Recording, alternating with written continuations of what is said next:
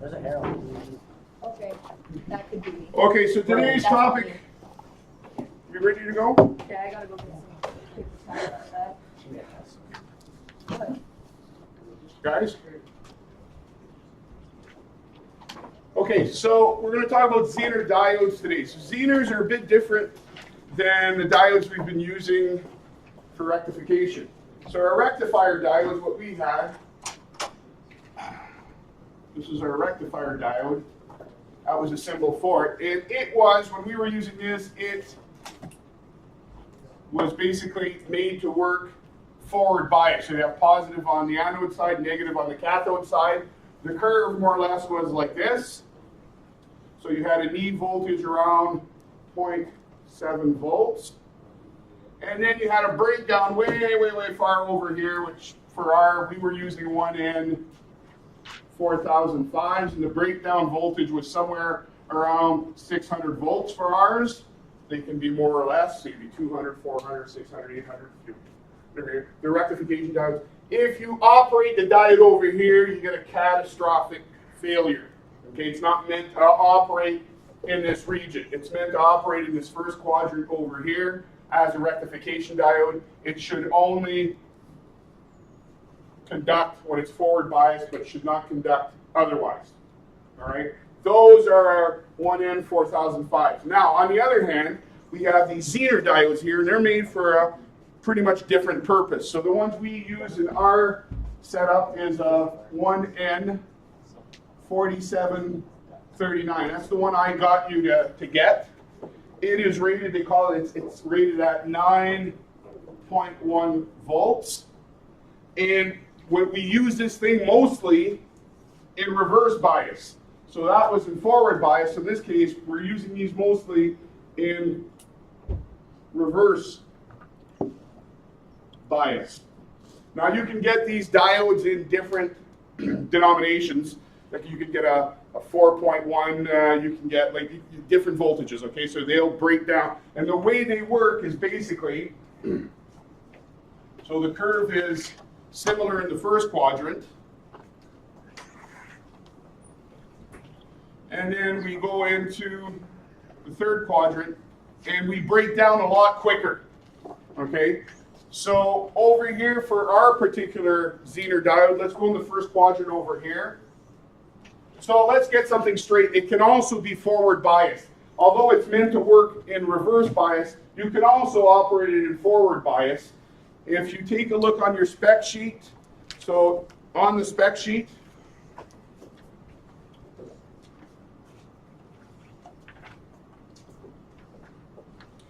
you'll see right here electrical characteristics, and it says forward voltage drop, and then we've got 1.2 volts. So in our case, this knee over here is approximately 1.2 volts. You might find somewhere like 0.6, 0.7. This one's 1.2. So that's the knee in this first quadrant. And like I said, it can operate there, but what we're really interested in is what it does in this third quadrant over here, and we're interested in this breakdown, this early breakdown. Okay? Now, if you flip over on the other side, what I want you to do is I want you to take a ruler here and you go look right on this table, and there's one of these things that says 1N 4739, and I want you to underline that whole row. Okay, so underline that whole row because we're going to take a look at some of the things that are in that row. And I'm going to redraw my curve so it's a little nicer.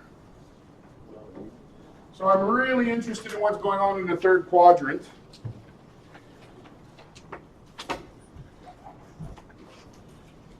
So one axis here, so the y-axis is going to be for I of the Zener current, and the x-axis is going to be the voltage on the Zener. And of course, this one we know is going to be about 1.2. The knee here is about 1.2 volts. But what's interesting is what goes on in the third quadrant. So this is the first quadrant. This is the third.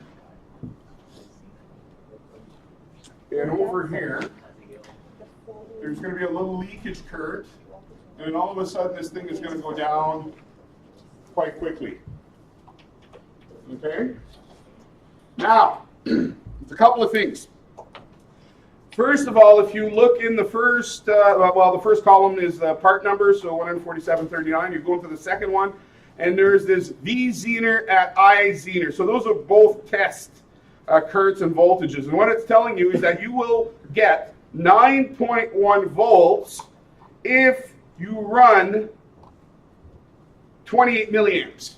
So right over here, we're going to make a little dot. So right here, try this nice color. Problem?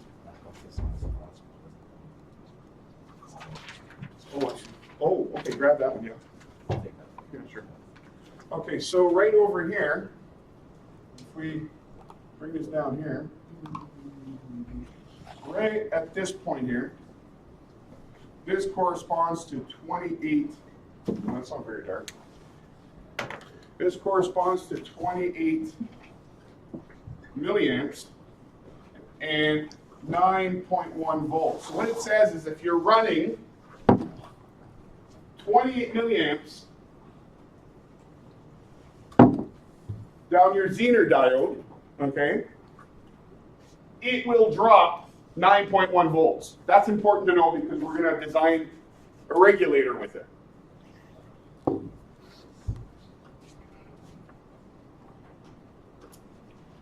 Now there's some other characteristics that are important. There's, right over here, there is an E voltage for this thing. So if you, well, an E current, I should say. So right over here, so right up top up here, we'll use marker. This one right here is going to be your IZK. And IZK, in this case, for this particular animal, if you take a look on the table, you see IZK, you're going to see IZK, and you're going to see it to be 500 microamps. So this is 500 microamps. And then right over down here, there's another one here, and it's called IZM. So this one was IZ test. Okay, so we got IZNE, IZ test, and IZM. M is a maximum, and this one is 100 milliamps. Okay? Now they all have different voltages. In other words, if you were running 500 microamps through this Zener, you're just barely opening it up, and you might get something like, I don't know, 8 volts. If you run IZM, M is maximum. Do not surpass this. So this is maximum. So this particular number right down here, this IZM, they tell you basically, do not put more than 100 milliamps through it.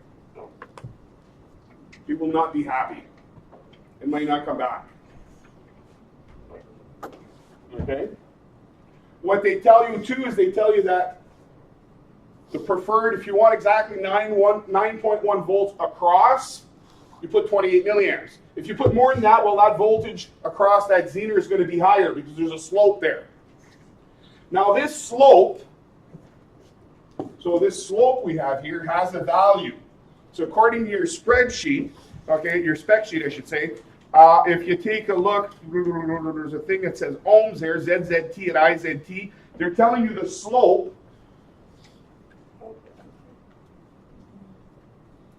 is equal to about 5 ohms.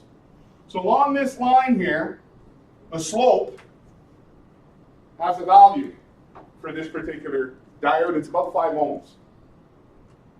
Okay, so I'll show you why that's handy.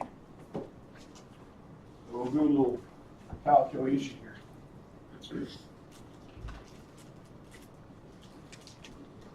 So let's say that I wanted to know what the voltage is going to be on the Zener. Right over here, I'm going to call this one IZT2, and I'm going to call the first one IZT1. And I want to know when I have 10 milliamps, I'd like to know what the voltage is. Well, I know the slope is 5 ohms. So 5 ohms is going to be equal to, well, let's say VZT1 minus VZT2 IZT1 minus IZT2. So basically I've taken 2 points along that line. So the first point, let's say test ZT1, its coordinates are 9.1. No, is it? Yeah, sorry. It'd be 20 milliamps. And what was right the first one? 9.1 volts and 28 milliamps. The second test point, what I want to know is I know what the current is, but I don't know what the voltage is. So I have X, which I don't know what it is, and I want to know for 10 milliamps. So if I work this out, what I'm going to get is I'm going to get, well, 9.1 volts minus X, which I don't know. And I'm going to go 28 milliamps minus 10 milliamps. And I know that's got to give me a slope of 5 ohms, because we're taking volts and we're divided by amps. That gives us ohms. All right? So here's what I want you to do right now, is I want you to solve for X. Go figure this out. We're going to do a little algebra there. So knowing the slope and knowing one test point, you can pretty much find anything you want along this slope and be able to predict what the voltage across the Zener is going to be. So take your calculators, take the paper, figure this out. I'll give you 5 minutes.